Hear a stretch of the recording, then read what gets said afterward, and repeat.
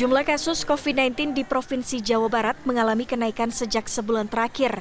Berdasarkan data dari laman Pikobar Jabar pada 28 Juli 2022, jumlah kasus aktif di Jawa Barat mencapai 10.800 kasus dengan jumlah kasus terkonfirmasi positif 1.100 kasus.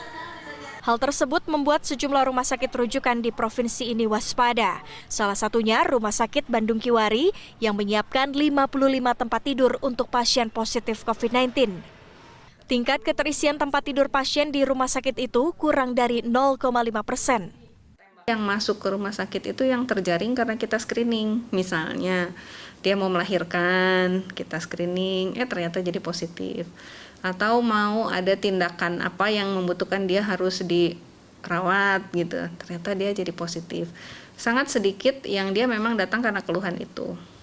Demikian halnya Rumah Sakit Al-Ihsan Kabupaten Bandung melakukan sejumlah persiapan. Jumlah pasien positif COVID-19 yang dirawat di rumah sakit ini meningkat sejak 2 bulan terakhir. Pada Mei, seorang pasien dirawat, pada Juni 3 pasien, dan pada Juli 6 pasien. Ruangan kita masih tetap sediakan, ya, di mana ruangan yang kuning, COVID kuning itu kita sediakan 60 bed dan COVID merah 22 bed, ya. Mudah-mudahan tidak terjadi peningkatan terus-menerus, ya. Tapi seandainya terjadi, kita sudah siap gitu karena kebutuhan oksigen kita sudah siapkan, gitu ya. Kebutuhan dari bed tinggal modifikasi ruangan lagi. Insya Allah kita siap dengan segala kelengkapannya. Dinas Kesehatan Jawa Barat menyatakan telah melakukan sejumlah upaya untuk mengendalikan penyebaran COVID-19 di Jawa Barat, antara lain dengan mempercepat vaksinasi. Capaian vaksinasi dosis pertama di Jawa Barat 96%, sedangkan dosis kedua 83% dan dosis ketiga atau booster baru 35%. Pihaknya menyebut ada sejumlah faktor yang menyebabkan terjadinya peningkatan jumlah kasus kali ini. Penyebab kenaikan ada beberapa faktor. Yang pertama itu pasti kita ada varian baru juga yang menurut para epidemiolog bahwa ini virulensinya cepat, artinya penyebarannya menjadi cepat gitu. Yang kedua, yang tadi Mbak bilang kan berarti kita sudah mulai banyak interaksi, masyarakat sudah mulai seperti biasa lagi. Mungkin ada beberapa juga di lapangan yang protokol kesehatannya agak abai, itu juga menjadi mempengaruhi.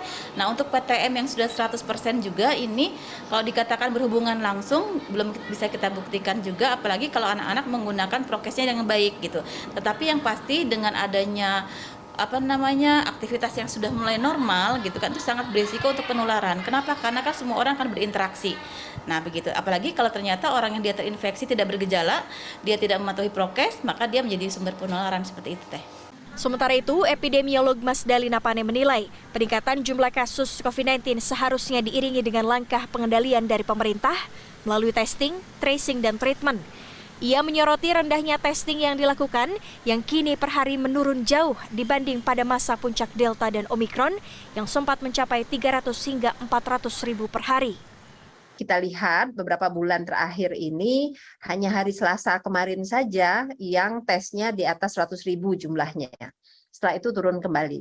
Saat ini testing kita hanya 60 ribu sampai dengan 80 ribu saja. Dan itu sangat sedikit sekali.